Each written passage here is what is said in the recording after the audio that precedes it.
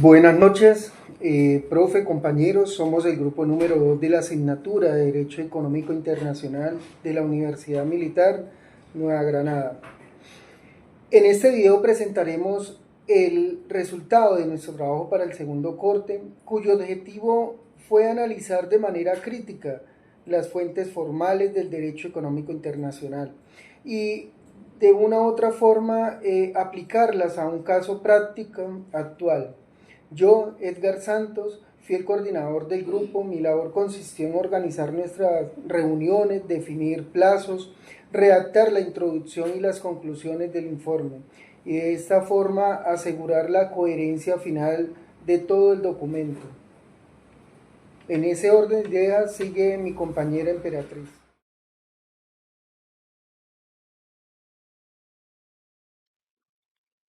Buenos días, mi nombre es Emperatriz Gómez y voy a explicar sobre las fuentes del derecho.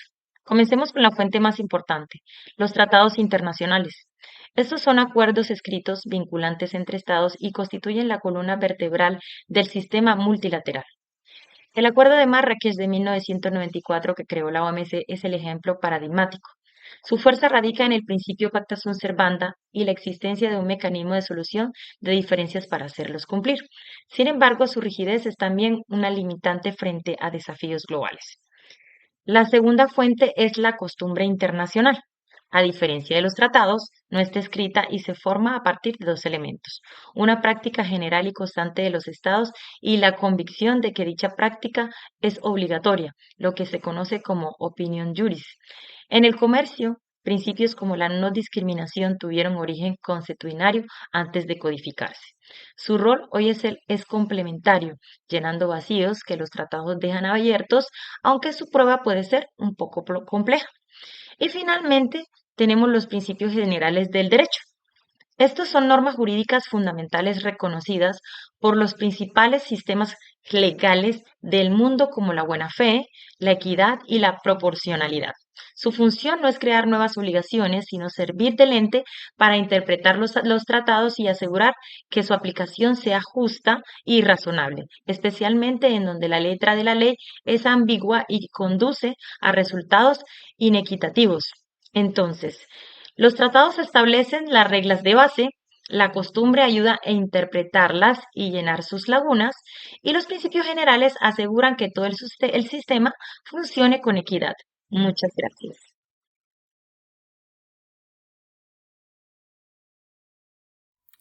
Buen día, profesora. Mi nombre es Julia Andrea Castillo Rodríguez y participé en la recopilación de información académica y en el análisis del caso. Nosotros escogimos el análisis de DS610 de China y las medidas sobre las tierras raras. Este fue un procedimiento de cumplimiento que se derivó de una disputa anterior resuelta en el 2014, que fue el caso DS431, donde un panel de la Organización Mundial del Comercio ya había fallado anteriormente en contra de estas restricciones chinas a la exportación de las tierras raras, como lo son el tuxteno y el molibdeno. A pesar de ello, entre el 2022 y entre el 2025, China mantuvo e intensificó estas medidas coercitivas y mediante ellas incluyeron cuotas de exportación, requisitos de licenciamiento y de litigación. Estos controles aduaneros y estrictos restringieron efectivamente el acceso a estos materiales críticos para el acceso como a esta tecnología verde y a la defensa de la Unión Europea, también de Estados Unidos y pues de otros demandantes en general.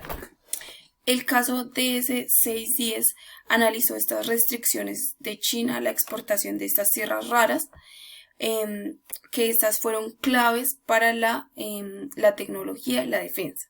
Cabe recalcar que China tiene más del 80% de las exportaciones de estos metales. China intensificó y justificó estas medidas mediante el artículo 20 del GATT, alegando que esto era una protección meramente ambiental. Sin embargo, el panel de la Organización Mundial del Comercio concluyó que estas medidas no no, digamos que no iban tanto no eran una restricción encubierta al comercio y no violaban el principio de la no discriminación. Allí intervinieron, como lo mencioné, los tratados del GATT en 1994, la costumbre internacional que reforzó esta expectativa del libre comercio y los principios generales del derecho económico internacional, que dieron como esta proporcionalidad y esta buena fe y ayudaron a determinar estas restricciones que, como lo mencioné, no fueron justificadas correctamente.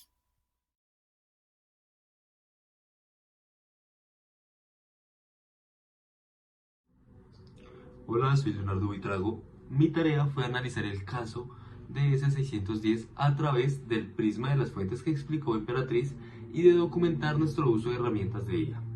El análisis del panel de la OMC se centró primordialmente en los tratados. Se determinó que las medidas chinas constituían una violación del artículo 11 primero del GATT al ser restricciones equivalentes a una prohibición o cuota. Respecto a la defensa China bajo el artículo 20, el panel aplicó el test del chapeau o preámbulo de este artículo. Concluyó que las medidas se aplicaban de manera que constituían una discriminación arbitraria o injustificable y una restricción encubierta al comercio internacional. Esto se debió en parte a que las políticas ambientales domésticas de China para ese sector no eran tan estrictas como las restricciones a la exportación, lo que debilita su argumento de protección ambiental.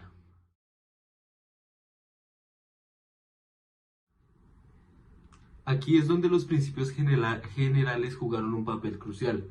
El principio de proporcionalidad fue ley para evaluar el artículo 20.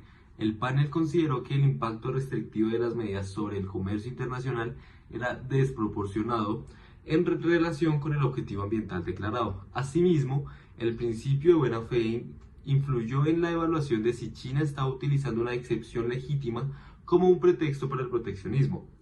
La costumbre, aunque en un segundo plano, también estuvo presente, ya que la práctica constante de la OMC de fallar en contra de este tipo de medidas refuerza una expectativa general de que son incompatibles con el sistema.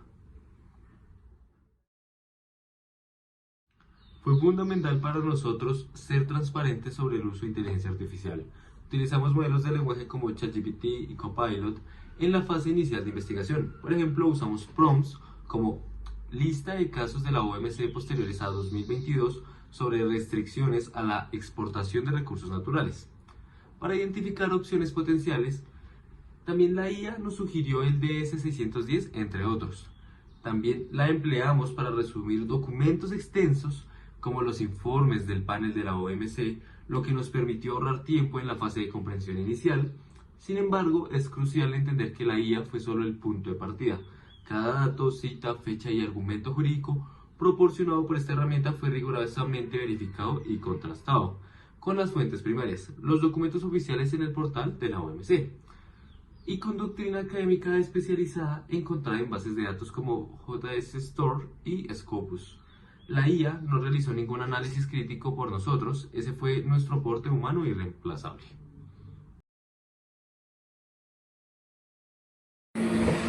A modo de conclusión, nuestro análisis nos lleva a tres reflexiones centrales.